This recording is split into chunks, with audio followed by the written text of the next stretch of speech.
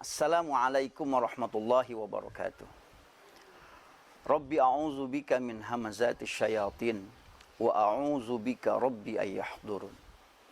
Bismillah walhamdulillah wassalatu wassalamu ala Rasulillah. La haula wala quwwata illa billah. Amma ba'd. Sahabat-sahabat yang dirahmati Allah Subhanahu wa taala. Tidak ada satupun manusia yang pernah minta kepada Allah Subhanahu wa taala agar dilahirkan ke muka bumi ini. Tidak ada satupun manusia yang pernah minta kepada Allah Subhanahu wa taala agar dilahirkan dari rahim seseorang.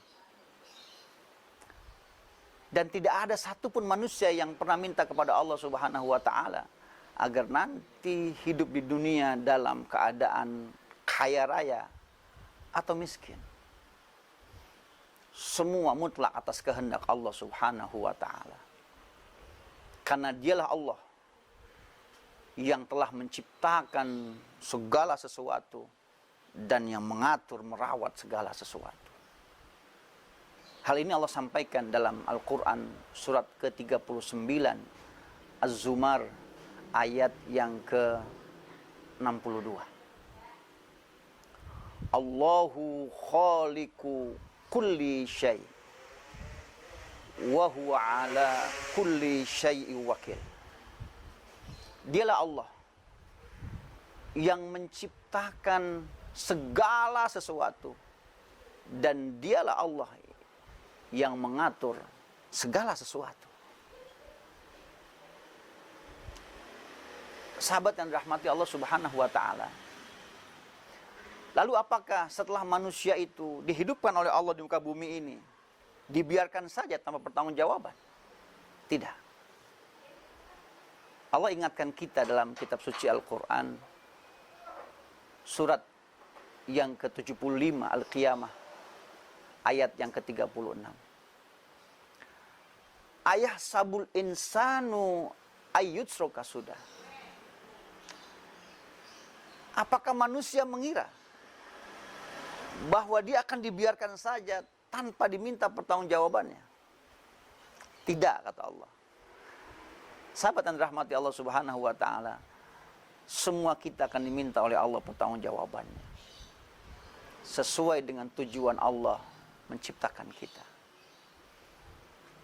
Allah dengan sangat jelas menyampaikan dalam Al-Quran surat yang ke-51 Az-Zariyat ayat 56. Kenapa Allah hendak menciptakan manusia? Wa ma khalaqtul jinna wal insa illa liya'budun. Dan tidaklah aku menciptakan jin dan manusia melainkan agar mereka beribadah, menyembah kepada Allah Subhanahu wa taala. Sangat jelas sahabat-sahabat, kita Allah ciptakan agar kita menyembah kepada Allah Subhanahu wa taala.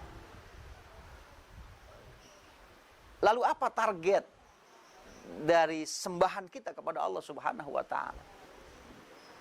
Ini pun sudah Allah sampaikan dalam Al-Quran.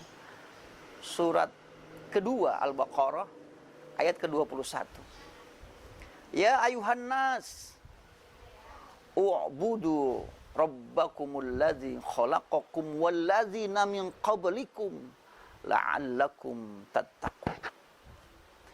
Hai manusia, kata Allah, sembahlah Tuhanmu yang telah menciptakanmu dan menciptakan orang-orang sebelum kamu, agar dengan menyembah itu kamu menjadi orang yang bertakwa.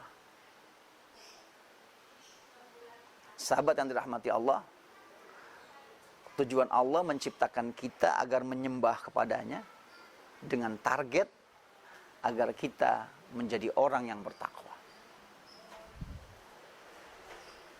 Semua kita, semua manusia tanpa terkecuali yang Allah lahirkan ke muka bumi ini sudah Allah ilhamkan kepada setiap jiwanya itu nilai ketakwaan. Allah sampaikan hal ini dalam Al-Quran surat ke-91 Asy-Syams ayat yang ke-7 ayat yang ke-8. Kata Allah, wa nafsi wa ma sawwaha, demi jiwa serta penyempurnaannya, fa'alhamaha fujuraha wa taqwaha, maka kami ilhamkan, kata Allah, kepada setiap jiwa itu fujuraha, kecenderungan atau kemampuan untuk melanggar kehendak dan kemauan Allah Subhanahu wa taala, atau fasik dalam bahasa lain. Dan juga Allah ilhamkan kepada setiap jiwa manusia itu kecenderungan untuk menjadi orang yang bertakwa, yaitu hidup sesuai dengan kehendak dan keinginan Allah Subhanahu wa taala yang sudah digariskan dalam kitab suci Al-Qur'an sebagai panduan hidup. Sahabat yang dirahmati Allah Subhanahu wa taala, maka itulah Allah tidak ingin nanti manusia komplain saat nanti menghadap Allah pada hari kiamat nanti. Ya. Aku gak minta dihidupkan ya Allah, kenapa Engkau hidupkan? Ya. Kenapa diminta pertanggungjawaban? Ya. Itu adalah bagian dari cara Allah untuk menguji kita. Ya. Maka kemudian Allah turunkan kitab suci. Yang kitab suci itu akan menjadi pelajaran, akan menjadi petunjuk jika mereka mengikuti jalan takwa itu. Ya. Allah sampaikan dalam surat yang kedua Al-Baqarah ayat yang kedua. Zalikal kitabu la raiba fihi hudan lil muttaqin. Inilah Alkitab yang tidak ada keraguan padanya, yang menjadi petunjuk bagi orang-orang yang bertakwa. Sahabat yang dirahmati Allah Subhanahu wa taala, mari kita tingkatkan nilai ketakwaan kita agar kita dapat memahami dan kita dapat mengerti kehendak Allah Subhanahu wa taala atau hidayah Allah Subhanahu wa taala yang telah Allah paparkan dengan sangat jelas, sangat detail, sangat luas dalam kitab suci Al-Quran. Mudah-mudahan kita termasuk orang yang dibimbing oleh Allah Subhanahu wa taala untuk dapat mengikuti ilham takwa yang telah Allah berikan kepada kita. Demikian, Allah a'lam bishawab. Assalamualaikum warahmatullahi wabarakatuh.